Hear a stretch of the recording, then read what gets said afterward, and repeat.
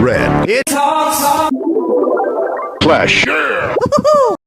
Ladies and gentlemen, welcome back to another bright, brand new, beautiful episode of Reddit Talks Clash. I am joined. Well, first, let me introduce myself. My name is Spencer. I am one of the moderators on the Clash of Clans subreddit. I also do community events, and today I'm joined here with three other inferior hosts. They're not as important as me, but I will introduce them one by one. First off, we have the one and only Congressman Cool Rick. How are you doing, Rick? I'm doing great, man. Had a good day. How are you guys? Doing great. Good. And then we do have our on-team in-house Brit, one and only Sam. How are you doing, Sam? I was doing great until I just spat water all over my keyboard after I heard that intro. That was hilarious. I'm doing very well, thank you. Awesome. And then we do have a newer voice we haven't heard in quite a while. We have Lion, who also goes by Frank. Are you here, Lion? How are you doing? Yeah, dude, doing great. So this is my first time being on the pod since we moved over to the Discord as our hosting platform. And so if anybody doesn't know who I am, I have been a mod for the main Clash of Clans subreddit for 4 years now, maybe 5 years, something like it, quite a Jeez. while. I've been a mod of the recruit sub for just as long, and I actually have a cool story about the recruit sub if we have time for it tonight. Might be my shout out at the end. Yeah. Okay. Yeah, having a good time hanging out. It's been a good week for me. Max Town Hall 15, semi-competitive clan, having a good time. Awesome. Well, let's just dive right into it. We recently got probably the biggest news for Builder Base 2.0. And normally these blog posts are just walls of text and they give us a little insight on what the developers are doing with Builder Base 2. But in this one, what makes this one so important is we got an actual video that is showing what is to come for Builder Base 2.0. And so it's kind of like a first look or a reveal of what it's going to be. And so there's so many little details that we're going to break down one by one. First, let's just talk about the initial blog post and the main points from it. The first thing I do want to mention is for builder halls 1 through 5. They said in the blog post that those are going to remain the exact same as they are right now. There's not going to be any differences. But when we get to builder hall 6, this is where the whole brand new thing comes in, and it is a second buildable area where your buildings are going to be split across those two. So just that idea itself, what do you think about that, Lion? Yeah, so I'm stoked about it. First, well, let me take just a quick step back before actually getting into the content of it. I think it was a really cool just Supercell announcement. It was this full blog post, pretty detail oriented, and then the video that you mentioned as well. It felt kind of like Clan Capital's video, but a little less like goofy. Clan Capital's video was like almost like a short movie, which was hilarious. And so this one was like much more concise and to the point. I thought it was one of the best ways that they've conveyed information in a while. But I think it just depends on when you're getting these builders and how easy it's going to be to rush to the builder that comes over to your main base. Because I, along with every other maxed account, I have the 6th builder. So I'm going to keep it on that one. I'm like 99% positive that's how that works. But then my other accounts, I just have not wanted to grind builder base enough to get the extra builder. And so especially for people with multiple accounts or people who just really don't care at all about builder base, I hope it's going to be a little bit easier to get that 6th builder over on your main base. And I think it will be, and that's going to make the whole game mode more popular in my opinion. So I'm pretty excited about it. I think the way they've divided it is going to make it nice for a little bit more competition. It's going to make the grind a little bit easier with those bigger rewards halfway through. And then it's just an interesting concept. I don't know if we've described it really thoroughly, what it is, but seeing half of the base, prepping your army, and then keeping the survivors of your army for an unseen second half of the base, it's really neat. So we'll see if it ends up having like a competitive outlet the same way that Clan Capital does. Like there's a Legends League for that's pretty cool. Even if it doesn't, I think it'll be just overall better than the current builder base that we have. Yeah, I mean they did announce they are also adding leagues to Builder Base. So, I mean, although there are proper, although there are technically leagues currently, they're adding actually established things here like champions, like masters. Yeah, that'll definitely be interesting to see how that's implemented. I think Spencer, am I right in thinking that the higher the league, the better your star bonuses or something like that? Yep, that's exactly. I mean, I think it is important to know that there's still a lot of things we don't know, right? We don't know how easy it's going to be to get Otto still. I mean, some people have actually been worrying the opposite, that it's going to be harder for them to get Otto now. You know, people have been grinding up to level 18 cannon carts, blah, blah, blah, blah, blah. They're actually worried that's going to get harder. So, it's a toss of the coin, right? I think there's going to be a really small section of people who were actively pushing for auto currently, who made it pretty far along in the current metrics for it, and are going to be pretty disappointed when the metrics change. But I think for everybody who's just like fresh to builder base, I think it's going to be less work and less grind to get it. In one of the past blog posts, they said that they're going to make the new task more general. So yeah, that's a good thing, but that can also mean it could be more progression based in attacking or trophies. Like, oh, you need 4,000 trophies in builder base, and then you get auto, so something like that. That's more general, but that could be a lot harder for a lot of people rather than grinding out all those levels. Yeah. But one thing I do want to point out is that they said current progress will be moved over to the new system. So I do see a lot of people worried that they're going to lose their current progress. You're going to have to start over. No, they have said that current progress will be moved over to the new general tasks. I mean, I think the whole thing with this is we've got to remember that these aren't sneak peeks, which Spencer got really nicely bollocksed about by Darian last week. That these aren't sneak peeks. I call them teasers. Well, yeah, concept reveal. Yeah, they're literally like development blogs, right? So it's almost like they're sharing what is going around like their in-house company meeting right to us, because I think and they've said this much. They've said that basically we're builder base 1, I guess we can call it, that everyone's expectations got raised so high because they had no idea what was coming. There's a boat. And they were just giving these teasers. What's the There's a boat, boat? exactly. What's the boat? And they didn't know what the boat was until they got the boat, and everyone hated the boat. So Yeah. that was a problem, right? So they're obviously doing this to try. When the boat came out, I forgot about that. That was so long ago now. I remember like 4 or 5 different people texted me that morning just saying there's a boat. Yeah, there's a boat, but I mean, it's good now that we've actually got some good expectation management, right? We know what's coming before the actual sneak peeks and whatnot begin, which is quite nice. And I don't think they've really ever done updates like this before. This open communication is dope, and I really hope they continue it for all the updates, not just like the bigger ones, because it's cool to see things develop and then have a better idea, and it helps us keep our expectations in line too.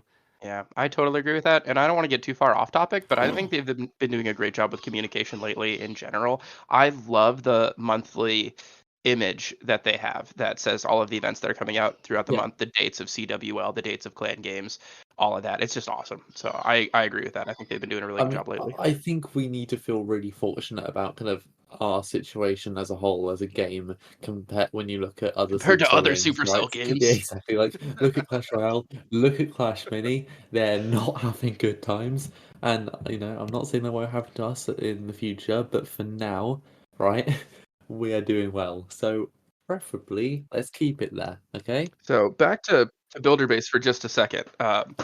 I do think I'm seeing a few questions in our chat about like how does retaining your progress work. I think it's going to be a little anticlimactic if you have 100% maxed base and then they change builder base and you're just given the totally maxed content. So my gut feeling says that they're going to come out with new end game content.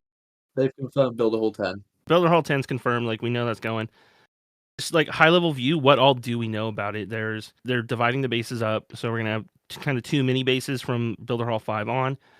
Troops are gonna all have individual abilities.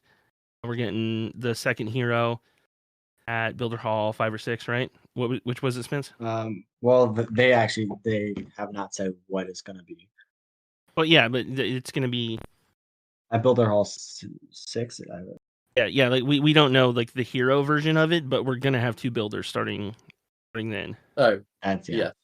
Let's go and talk about the actual new attacking system.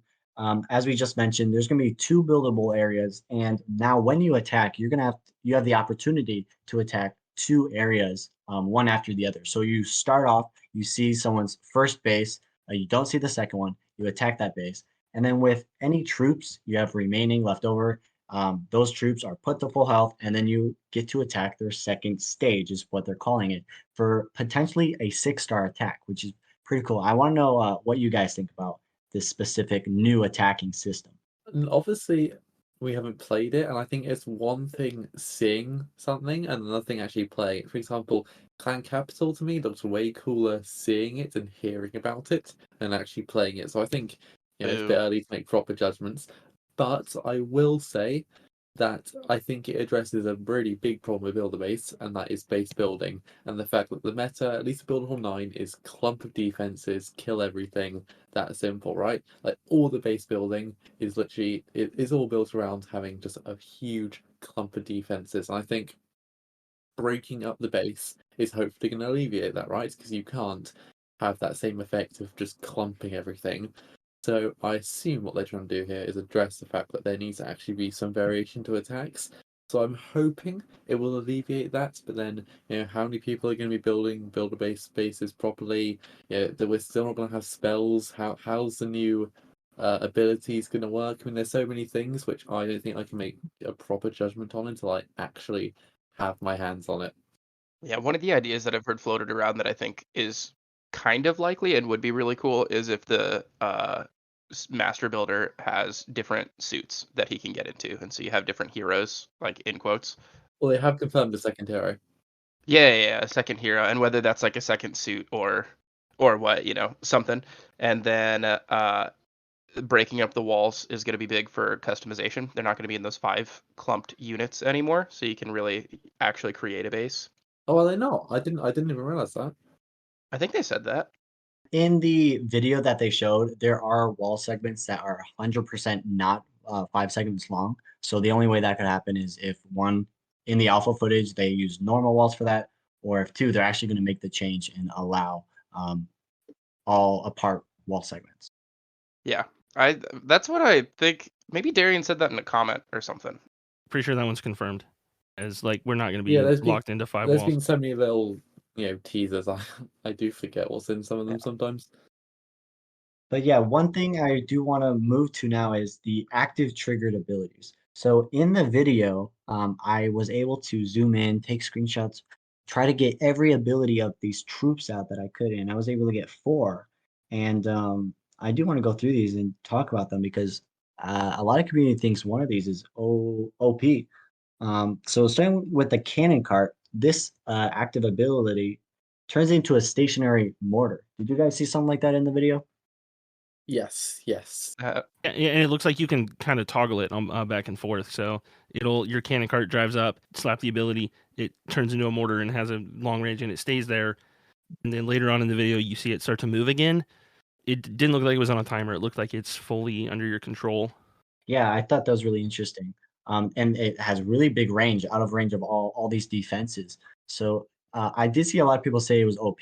But one thing I do want to mention is that in the video there was a kind of red out defense. There was a expo that had a red tint over it, and what that is that's a placeholder for the real defense that's supposed to be there. So my guess is if it's a type of expo, it'll have that super long range that will then have the ability to reach these stationary motors, which won't make them as OP. I hate range. Sorry, I'm just complaining. Range is my least favorite thing about builder base because I feel like everybody develops a pretty good intuition for range on the main base, and then because it's just a smaller base in builder base, everything feels like its range is so long, and there are fewer buildings. You say that, but I'm consistently surprised by the range of the monolith every single time. I Oh just yeah. think, Yeah, it's monolith hitting is me. crazy. It can hit me. My hero's dead. Oh, great. But that's how I feel about literally every defense on builder base. Whenever I attack, the first thing I look for is that lava launcher because that kind of determines where I'm going to start my attack, where I'm going to start my funnel for any builder base attack. Yeah, sure. First thing I do is close my eyes and spam all of my troops down. Yeah, that's what I do. One of the other abilities that was on there was the giant. It looked like it had a bubble shield around it. Yeah, so what I imagine that to be is it just becomes completely invincible, which if you think about it, that's the perfect tank. We want these giants to be tanks, and that'll make it a perfect tank whenever we need it to accept all those damage. It's interesting to see how that shield is going to implement. If it's like an active, like the current hero for builder base has the active ability, or if they have just like the P.E.K.K.A has its like explosion on death, if every troop has that same kind of passive ability that it currently has in Builder Base, but if they're just better, because I think the Giants, where their first hit deals more damage to walls, is like just okay.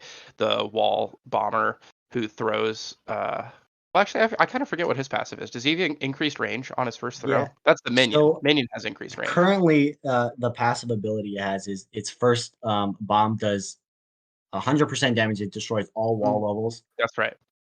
and even it does really good damage to buildings. But the Yeah. new active trigger ability that I saw from the video was its bomb now bounces off buildings and could make its way to the core of the base. It makes a nice straight shot and bounces off and deals a lot of damage to these buildings, which I think is pretty cool.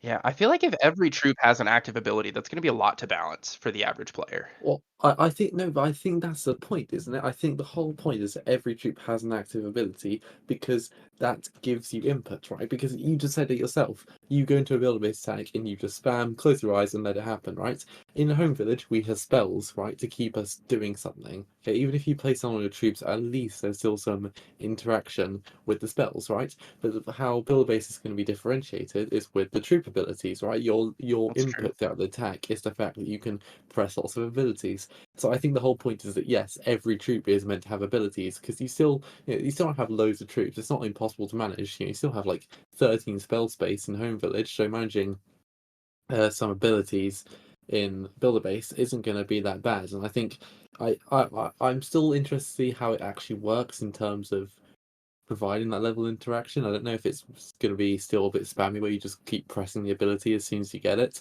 Yeah, and if But you've got like hopefully, 3 giants on the field and you hit the giant icon on your deployment, if that's going to trigger the ability for all of them, or if you get the ability like per troop, who knows? Also, too, you're not going to be burning. You're never going to drop all your troops on the first one too, because you might not get them all back. You have to manage your troops through 2 smaller attacks. It might sound overwhelming, but it seems like their goal is to keep it really smaller, force you to make these tiny tactical decisions. Like, I view it as kind of the opposite of the clan capital. Like, the clan capital is these huge, enormous, expansive bases that you can hit again and again and again. Everyone wants to 2 hit them, but realistically, it's a lot bigger than that. And we have builder base coming in where it's an individual thing. You have to make these really small, specific, deliberate decisions to manage not just beating that one base, but maintaining your troops to be strong enough to take the second half too. So hopefully it looks really intriguing to me. Hopefully it stays that way. I think they've actually got a nice little attacking style here that's actually genuinely different to the main village. I think Clan Capital appeared like that on the surface, but then you actually go into it and it's the same thing, arguably more dumbed down, right? Yeah. But I think I'm actually kind of looking forward to going to a kind of smaller sized village. And it kind of brings me back to the old, Channel 4 days where you had to really worry about that one big mortar with all your little archers. I think it'll be quite Oh, nice the just good having old days. less. Yeah, I think it'll be quite nice having less stuff to manage, and you can properly focus on the minute actions you're making rather than big clumps of armies. So yeah, I'm excited. They might be striking a really cool balance between what currently is a pretty big, just like sentiment of unhappiness at Town Hall 15, that things are pretty difficult and everybody loves 3-starring. And if it's not an offense heavy meta, people are just like sick of the game sometimes.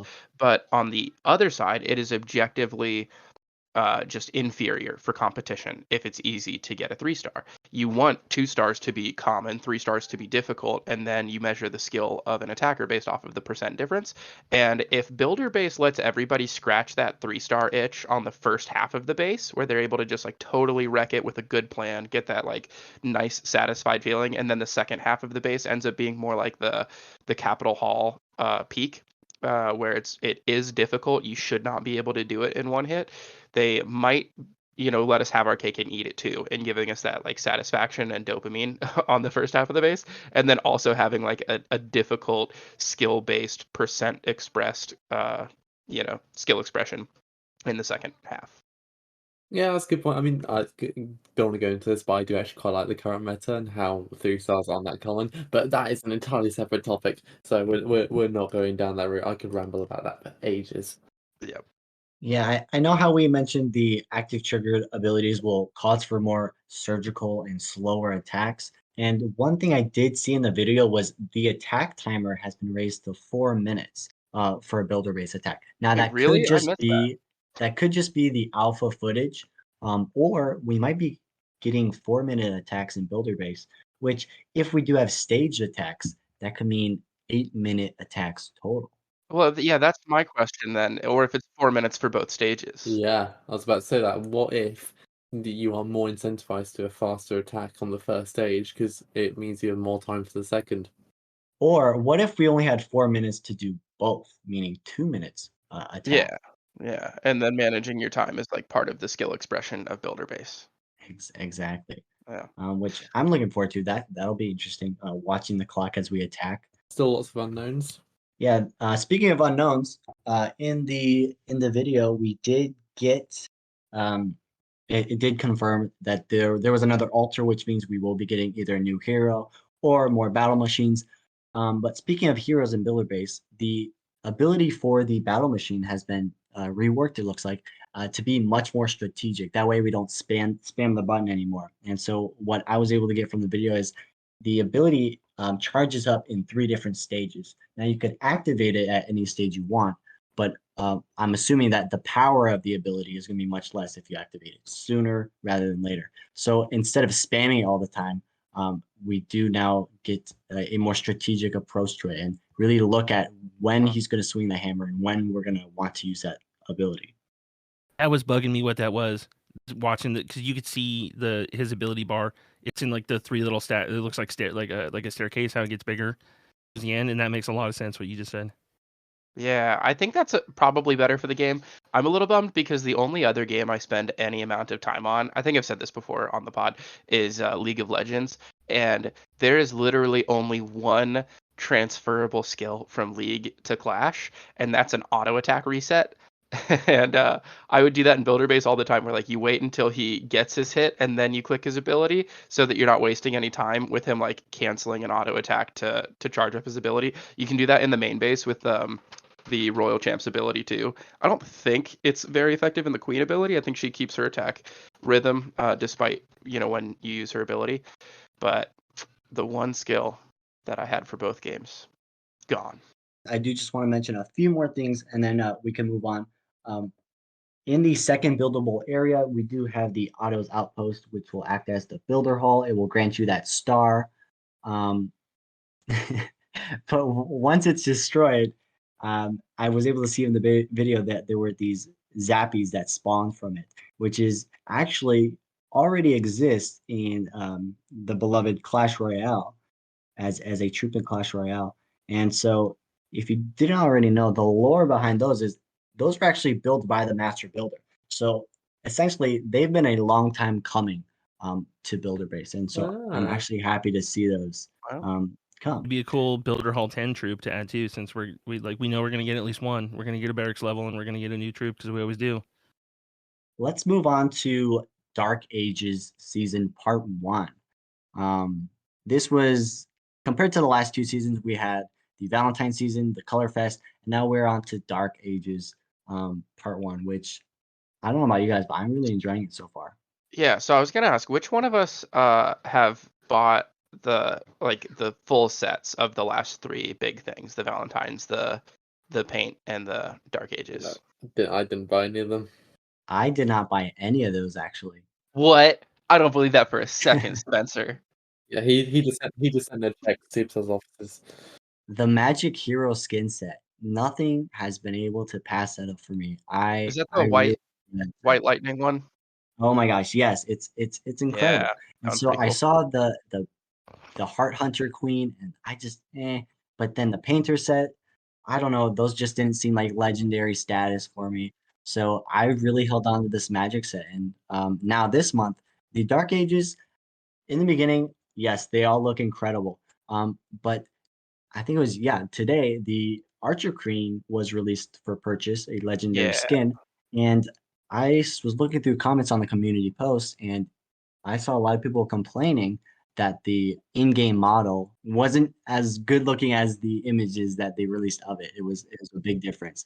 Yeah, so so first and foremost, I'm a Supercell stan, and I think they've been doing a great job lately. I love the Valentine's stuff. I love the paint stuff. I like funny skins more than serious ones, and like I get how you like epic feeling stuff, and everybody does. I do too.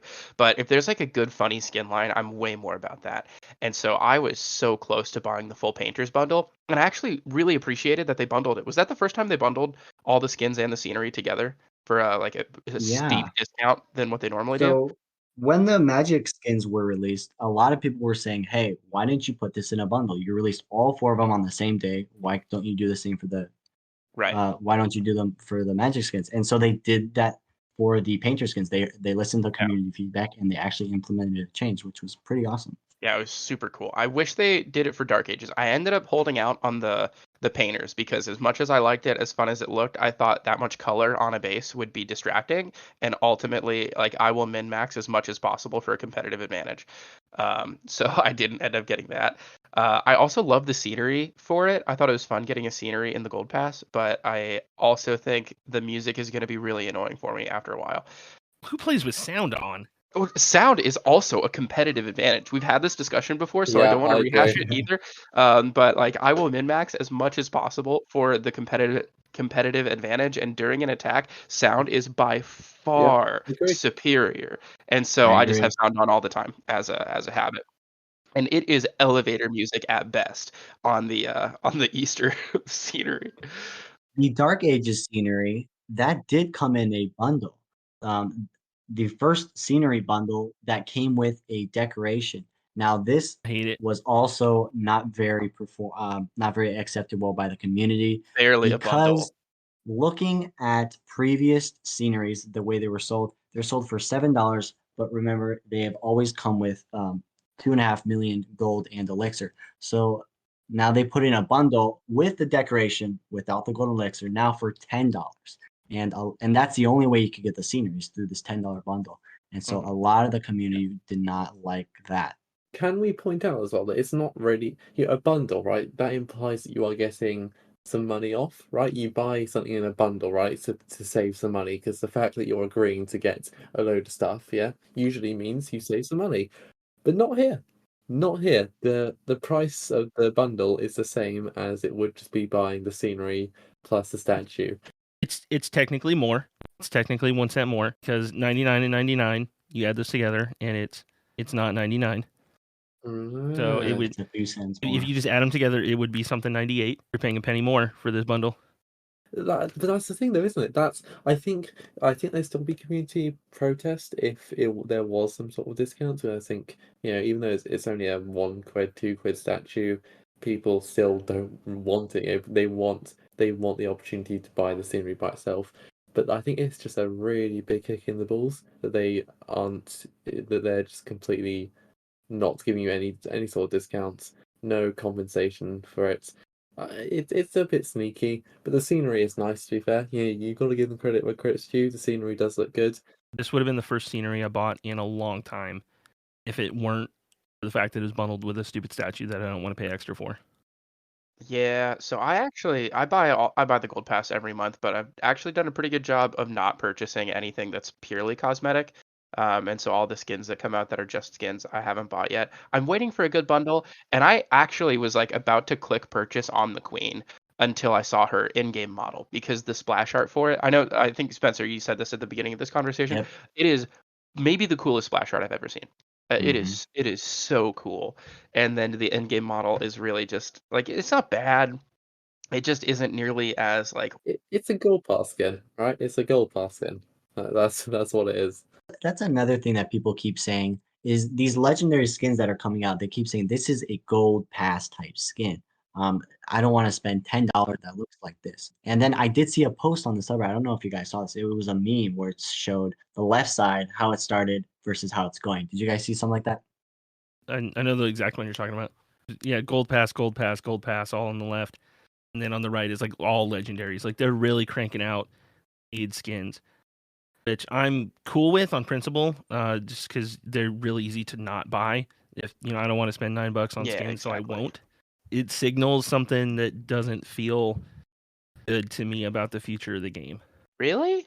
Yeah, it's just if they're gonna monetize any part of it, I'm so glad they're monetizing aesthetics, and they're still giving out like good aesthetics for a very affordable cost in the gold pass every month. And so if somebody wants to drop, 40 something dollars every other month on a huge pack of skins, and like that's what helps keep the game profitable for Supercell so that the rest of it can be more or less free to play. I'm stoked about that. I mean, as long as it doesn't compromise the gold pass, that's okay. The issue I'll start having is if they start quietly nerfing the gold pass, say removing a hero skin, and then pushing more of these quote unquote legendary skins for increased prices. That is what could be an issue. And also, I mean, it's a bit of a shame that we're not getting high quality legendary skins, right? Like, similar to you, Frank, I have actually been trying to spend less on Clash recently. So, past probably a year or so now, I haven't actually bought excessive isn't the word, an extra pass, the gold pass. But I think I still like to see high quality legendary skins, and it might draw me in. But when they're selling this, for example, this Archer Queen skin for £10, it doesn't make me Yeah. excited to buy a legendary skin. It doesn't pull me. It doesn't even give me that sort of temptation, right? And I'd rather just for the Like, it's funny to me. We're saying like we're all trying to spend less, and okay, yeah, like no wonder they're cranking out more paid skins. You know who hasn't said that so far? Spencer. I think Spencer might be having some internet problems. yeah, he's gone to Helsinki to deliver his He's probably freaking out. He's like, "No, I want to give him money. They can't hear me." Yeah, so I think $10 for a skin is too much. I think that's part of the problem for me, which is why I don't buy the legendary ones. I think I can't tell if there's a drop off in the gold pass skins lately or not, because if you remember, the first one that came out was Clockwork Queen, and the whole Clockwork skin line was trash. Like, I think they get a bad rap. I don't think they're really that bad. I think that a lot of work went into them, and it's evident that they worked really hard. There's a lot of different elements and a lot of design on it, but I just think the aesthetic of it was goofy in the end. Um, I want more of what's the so when you look at them, when you're looking at all the skins together, there's the purple background, there's the gold background, and then there's like only one or two that have a white background. What's the name of that? Like a basic skin? There's like standard, there's gold, and there's legendary. Standard. Okay, standard skins. I only have like one or two of them. I'll try and look it up. One of them is a king. It's like Barbarian King. Not Barbarian King. There's 3 standard skins total in the game. There's the Fierce King, and then there's 2 Royal Champion, skins that are standard. I want more of those. The Jungle Champion, and the Summer Champion, that's right. They are $3.99 for a standard skin. Yeah, I want more of those. Yeah, so my guess was, well, the Fierce King was a Supercell make skin, and they do plan on doing more Supercell make campaigns in the future. So I can expect if we do get more skins from those campaigns, those will be the standard ones for the game. The reason why they did the Royal Champion ones cheap, in my opinion, is because Town Hall 13 was on the newer side of the game, and there wasn't a lot of players who were Town Hall 13 and had the champion, so they sold those at a much lower price. hmm And it was kind of to help increase the hype of both the Town Hall 14 drop when all the jungle aesthetic came out, and the other ones. Yeah, so it was like a cheap hype play. Next month we're getting the king and the RC, right? Yes, Yes. next one we are getting those 2, but we do not know which will be in the gold pass, and Ooh. or both might be legendary. We really don't know. And maybe the whole thing will be bundled. I think that would be a little slimy if they end up like Oh, releasing these like 1 month and then another month and then the bundle afterwards. I understand why you wouldn't buy the bundle now or like have it available if they don't want to have every Well, skin available until next month. But yeah. correct me if I'm wrong. Do they not do a similar thing with the painter scene, not scenery So skins? Painter, day one they had the bundle out and you could buy the bundle the entire time and then they released individual skins. But if you bought the skins singular, am I right in thinking you couldn't buy the bundle? yeah. So as soon as you bought the Barbarian, the Painter King, the bundle went in the shop, and so I actually saw a lot of people complaining, like, "Oh my gosh, I accidentally bought the Barbarian. I wish I bought the bundle." Like, how do you do that though? Because the bundle was the very first thing. That's why I didn't really feel bad because I was like, "How the heck do you do that?" A lot of kids play this game. I mean, I once bought the one of the legendary king skins, thinking it was a builder potion at one point. So I don't know how I managed that. And I was convinced they charged me for I pressed builder potion, and they charged me for the wrong thing. But I got a nice king skin out of it. Though I was kind of expecting to pay £1, I think, not £10. But yeah, there are probably lots of other people like me who somehow press the wrong things. So, although also I think it could be just that people buy the king skin and maybe somehow they actually liked it and then wanted to buy the rest, but then that greatly restricted their ability. Yeah, we could start talking about Master Clash. So there was an announcement that kind of came out of nowhere. I don't think anyone was expecting something like this, but Master Clash, it's a brand new Supercell official platform that has exclusive strategy tutorials, currently for Town Hall 2 all the way up to Town Hall 9. And that's to help players level up faster. That's what they've said. Now, all of these videos are made and hosted by the one and only Judo Sloth, everyone's favorite Clash of Clans content creator. But yeah, Rick, what do you think about this new Master Clash thing? So it's good. I sat down and I went through the whole thing. There's about 2 hours worth of videos, and most of it I was just kind of thinking like, who is this really for? Because it is very basic.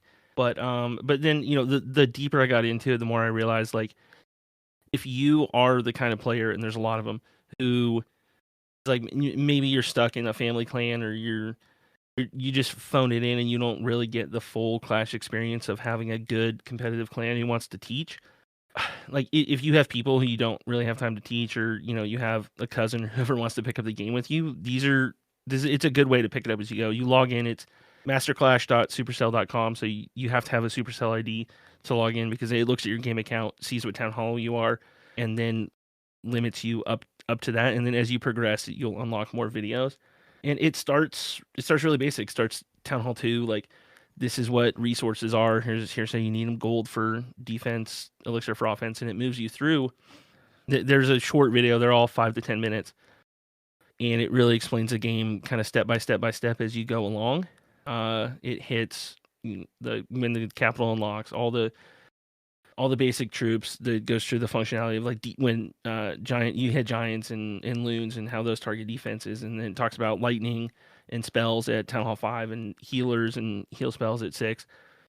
Dragons, it goes into the importance of dark elixir and heroes. So, that's something a lot of players really miss out on when they're rushing up, because you can hit Town Hall 7 in like a week too. So Oh yeah, there's a lot of players who don't really understand the importance of heroes and how important it is to keep up with them, but hits it pretty hard right here. Town Hall 8 is my only complaint. Is the only attack strategies mentioned in the Town Hall 8 videos are Go Wipe and P.E.K.K.A.s, and it's criminal that Judo didn't talk about hogs. Yeah, Go Wipe is really not meta in any way, shape, or form anymore. I know it's so weird. It's like it feels like a real big miss among a whole lot of really good content. But it's back on track for Town Hall 9, where he hits the Queen. They talk about Queen walks, and then there's actually a really good breakdown of rushing versus maxing and why, like, the pros and cons to each. He doesn't really say you got to max, but he's kind of steering people towards maxing, which I know everyone on Reddit's probably gonna freak out and say maxing is terrible. But also, like, if you're the kind of player who needs to watch these videos, maxing is 100% the best advice for you, honestly. Yeah, for sure. I think the first playthrough, everybody's first playthrough, you should try to max, at least 85% of each town hall before you go up. And that's just good coaching. It helps you learn each skill that comes out at each town hall, each troop, each spell, all sorts of stuff like that. It does feel like this is what Supercell was trying to do in game with the practice tool. I forget what the actual name for that is, but you go up a town hall and what is it? Oh, I thought you were going to talk about the Chief's journey, but you mean like the practice attacks? Yeah, it's called practice. Yeah. Practice attacks where every town hall it unlocks 2 new ones. It's a decent meta strategy for that town hall, and then like step-by-step walks through where to deploy everything. I thought that was a great addition to the game, and it gives you loot, so everyone's gonna do it. And this just seems like a slightly third party.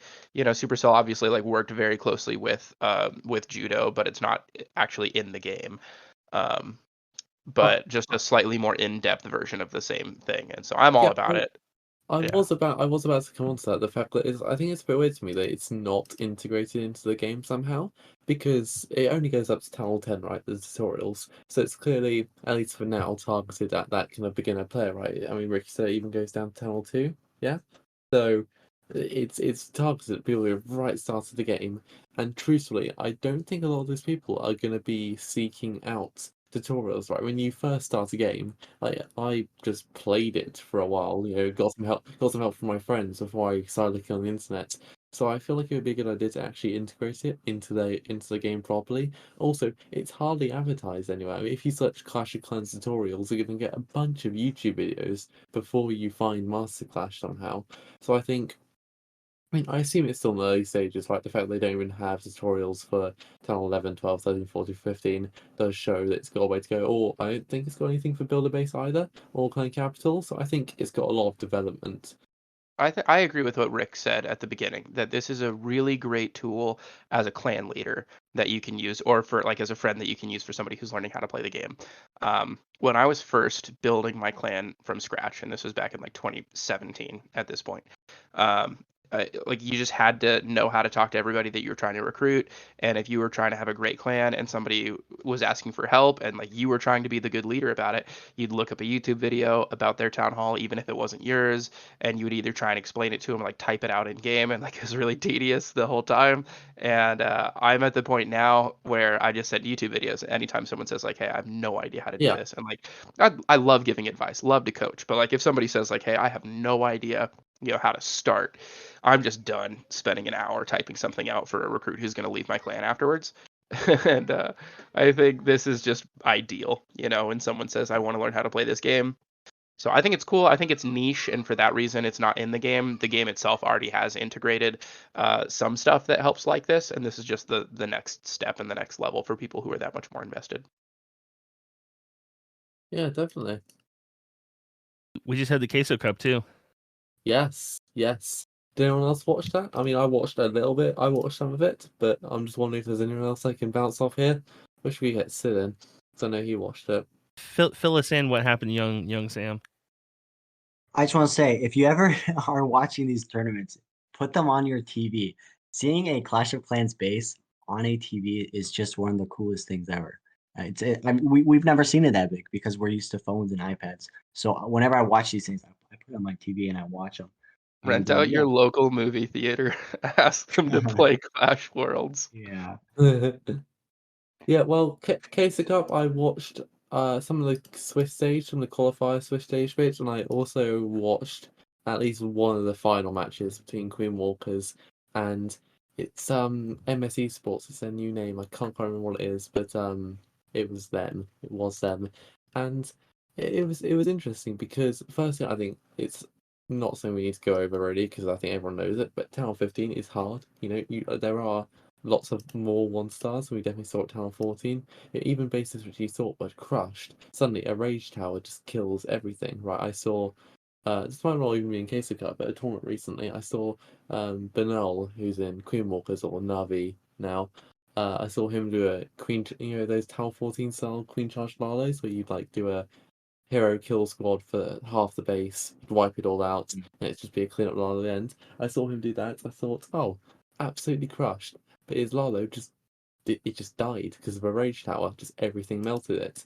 So I think spell towers have had such a cool impact on the game. I think esports is actually more fun to watch because you do generally think, oh my god, is this gonna work? A new strat, which I thought was new, but clearly Spencer's been at it for a while. I saw quite a bit. It was Queen Charge Electro Dragons. Yeah. Was used quite effectively in there. For those kind of box bases, which I've been having a really tough time cracking. I won't lie, but I saw a really nice Garku attack where he used the Queen on one side near the town hall to carve out a funnel, recalled her, put her on the other side, carved out a funnel, and then just sent knee drags through the middle. And it worked out. It's such a weird well. attack because it doesn't look like it's gonna work. It looks like it's a huge, I massive know. fail, and then like the heroes, as long as you keep your heroes up through the end, it can wreck bases. It's nuts. Yeah, it's kind of funny. Town Hall 15 meta developing it's been difficult. It's a harder attack meta. We alluded to that earlier. But all of the main meta attacks that I see working really well, just like really get huge hero value. Like a lot of them will do Sui heroes where you're taking out like 30-40% of the base with just your heroes. And if like you're kind of smart about it, they can really do that. And then it just makes it seem like it's super easy. Whenever you see heroes getting that kind of value, it's wild.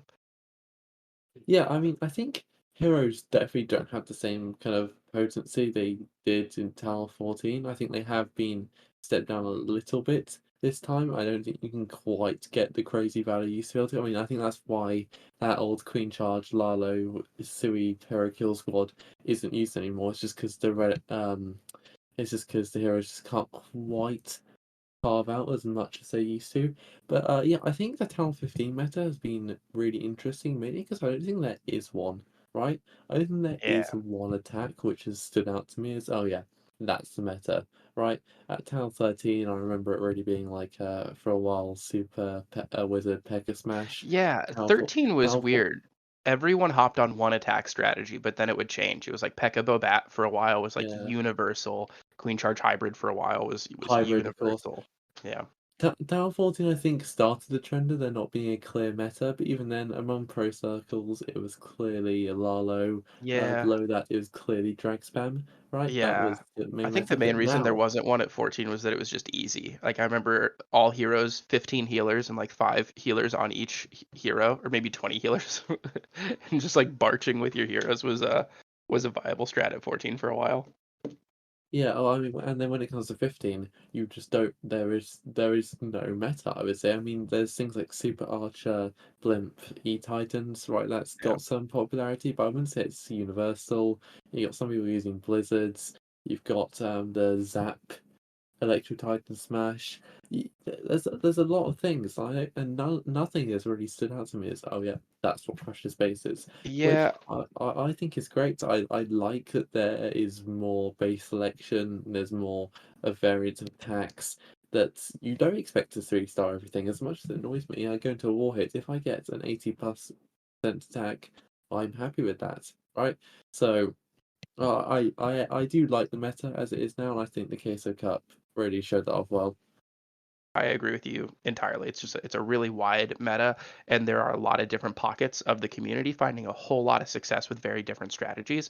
And I think that makes it the most exciting offensive meta I've ever been a part of. I'm really happy with the game right now. All right, so we're getting close to the end here. Spencer, you had a couple announcements to go through, right? Yeah, I got four quick things I want to mention. Just today, the second golden ticket tournament was announced, which is going to be Rush of Clans Golden Edition. Signups just opened, so if you're interested, go to the Clash of Clans Esports website, sign up with your team, and hopefully you get to make it to Worlds. And then, if you guys remember, all the way back in August was the 10th anniversary of Clash, and Clash of Clans released a full-on documentary called Clash from the Past. And so I know that's past news, but just recently it has been nominated for 3 Webby Awards, which are kind of like the Internet Awards, if you will. And so if you genuinely liked that documentary, which I think was really well done in all terms of filmmaking, then go ahead and give it a vote. You do have to sign up to vote. Uh, but if you sign up through Google, it's a one-click process. So give it a vote if you do like it. Moving on to RCOC is thinking about making their own esports team. So if you have always wanted to do esports or think you have what it takes to be a professional esports player, or even just a casual one, if you think you're a good attacker, please reach out to me and let me know. I'm trying to form a team that we could put in these tournaments and potentially make it to Worlds, make some money. And then the last thing I want to announce is we do have an upcoming community event, which will be announced in 2 days. If you want to participate in these community events, join our events Discord server. Hawkeye will probably link it in the comments right now. Join the event server. You'll see the announcement, and you could potentially win some cool prizes. So yeah, let's go ahead and look at some questions. Someone said, "How can I progress quicker as I'm nearing the end of Town Hall 11 without spending money? Because the issue is getting resources Oh, and building speed." Town Hall 11, things really slow down. There's just no way around it. The gold pass is obviously big, but that's clearly spending money. You just have to make sure you're getting the best value out of your CDBL medals, and like make sure your clan's always completing the gold pass. Get every free bit of magic items that you can, and that's really all there is to it. Try and put all the magic items that you can towards the lab, because the lab starts to outpace the defense build time. Again, starting in the mid town hall levels, and it just gets ridiculous. The town hall 14 is like a year of lab compared to like 5 months. Yeah, I think the only other thing I would add to that is I used to be 100% like max your base before you go to the next town hall. I do think there's town hall 11 really is where it starts, where you can go up a little bit early and it doesn't affect your progression. Like it actually positively affects your progression because it opens up a lot more stuff, and with a better army you can loot a little bit easier and get into some higher leagues with better star loot bonus and things like that. And so if you're wasting 2 resources, that's when I go up for sure. If your walls are done and you have no more gold upgrades and or dark elixir upgrades, and you're just wasting both of those resources, I would just go straight to Town Hall 12. Everybody can go up at a different rate, and so if you find one that like is a little bit more comfortable for you, if the game just feels like it's a grind, I would say just go to 12. If you're going to play more, that's going to help you upgrade faster in the first place. But if you are a traditionalist and you want to totally max it out, I agree with everything that Rick said. Spencer, real quick, we had someone question whether the loot system was going to change. You want to real quickly go over what we know about the loot system for Builder Base? Yeah, so what they said in the last blog post was that you will earn Builder Gold for every star you gain on offense, and then Builder Elixir for every star you defend on defense. But they did mention that we will get a majority of our loot from a daily star bonus. So we're gonna get a very small amount of loot for these stars. And that's just because we will have the ability to attack back to back to back forever potentially. So they're going to give us small loot for stars, but that daily loot bonus will be a massive amount of loot that will help us for our Yeah, it's going to upgrades. be real nice, like especially since we don't know if we're going to enjoy it yet or not. Because if most of the loot comes through like a daily bonus, you're not going to feel obligated to continually attack forever and ever and ever. Versus, like the guys who want to do that will still get a little bit of benefit from it. So it's a nice. Hopefully they get a nice balance to it. Any other questions? I saw. How do you guys feel about losing the ability to buy unlimited loot in the trader? Oh yeah, people really got mad about that. I don't care. I didn't care about That's more I how never bought loot. I've never had a loot problem, but only because the trailer came out when I was comfortably, uh, like Tower 14, sitting in Legends, just always having enough loot to upgrade stuff because obviously Heroes and Max, etc. So I understand it's more annoying for people who aren't, who are lower down. But for me personally, it hasn't affected me, so I just don't care. Frank, someone asked the best way to build a clan. Do you have any resources for him? Oh yeah. So whoever asked that, DM me if you actually like really care. I was gonna mention this in my shoutouts, but I'll go ahead and say it now. I'm a mod for the recruit sub as well, and hopefully, fingers crossed, a few things are changing in the recruit sub soon. Um, and I don't think I should get too much into that until things are official. But we reached out to Reddit admins about a couple things, and so very excited about it. But the best way to grow a clan is to just grind and spend time doing it. Global chat doesn't exist anymore, and so using things like the Clash of Clans recruit subreddit and then the Clash of Clans Discord server that you're in right now has an I need a clan channel. If you have an effective DM, copy paste, or something else that you can use to anybody who posts in that I need a clan channel, that's half the battle. If you DM every single person that posts there for a week, you'll fill up your clan. Obviously, if your standards are higher, it's going to take more time to fill a clan up, but that's when you can get into a bunch of different avenues, 4 or 5 different pretty big Discord communities that are dedicated to Clash of Clans, or content creators all have channels where people are looking for clans. There are a few bots out there and different websites. Homeless Clashers is a good bot that you can use, and what's the one website? Clash Champs has a recruiting feature, so a bunch of stuff like that. It's really it is a 1-to-1. However much time you put in is how much reward you'll get.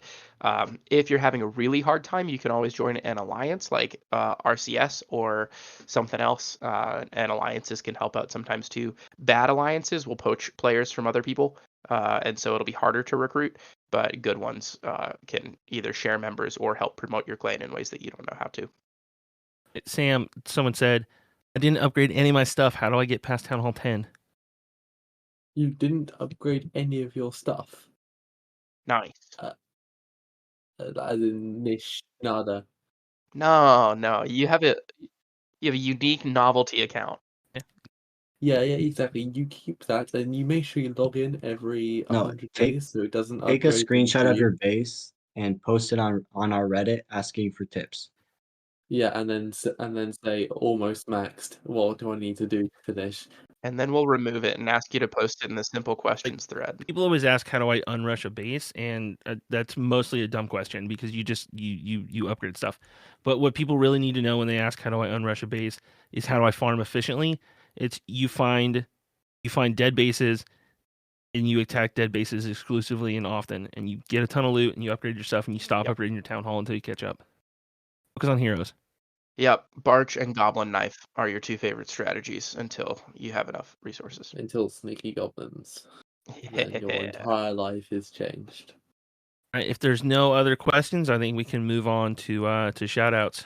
What do you guys got? Let's start with Spencer. Shout out to everyone who does our community events, everyone in the event server. Yeah. All right, Frank. Yeah, a couple shout outs. First is shout out to the recruit sub. I don't think I shout that out very often on this pod. But it is a great community. It is 182 or 3,000 subscribers, members of it, people who sub to it. And it gets a bunch of daily use, a bunch of weekly use. And so anybody who's looking for a clan, go there. Anybody who's looking to grow their clan, go there. And then shout out to the RCS as well as the Reddit clan system. There are I don't know how many clans are in it right now. Upwards of 50 something. Like it's a big alliance. They have their own Discord server, and it's a great way of networking. They do a lot of fun events, similar to what Spencer has been talking about. And if your clan is looking to get more plugged into the community, looking to have some additional resources, people that you can ask about strategy, a bunch of other leaders that you can get in touch with, and ask them for advice on how to lead a clan, or a bunch of other stuff that they do, consider putting in an application to have your clan join the Reddit clan system. We'd love to have you. Rick, anything? Yep. Finally, I'm just going to say there are 2 new Clash podcasts out on the scene too, that are real great. If you guys are interested in Clash audio, go ahead and check out the Clashuals podcast. That is a couple Twitch streamers, and we mentioned them before, but they are coming on episode 7. They might be going live right now on Twitch. So go ahead and when we call this night, head on over to Twitch and check them out. Look for Clash Fan 9, I believe is the guy whose channel they do it on, but it could also be Big B or Zero Remorse. The other one is only on 1 episode out so far, and we're going to wish him luck. C-Note has a new podcast called Clash Tours. Going to explore all around the Clash world and do a different clan each week. So best of luck to you guys out there. And that is going to be it for us tonight. Again, this was Reddit Talks Clash. You can find us on all podcast platforms, basically. I'm going to edit this live one and push it out tomorrow. So you'll be able to download it and all our previous episodes there. And you will see us back here on the Reddit Talks Clash stage on Discord in 2 weeks. So have a good 2 weeks, and we'll catch you later. Bye. See you later, guys. Bye.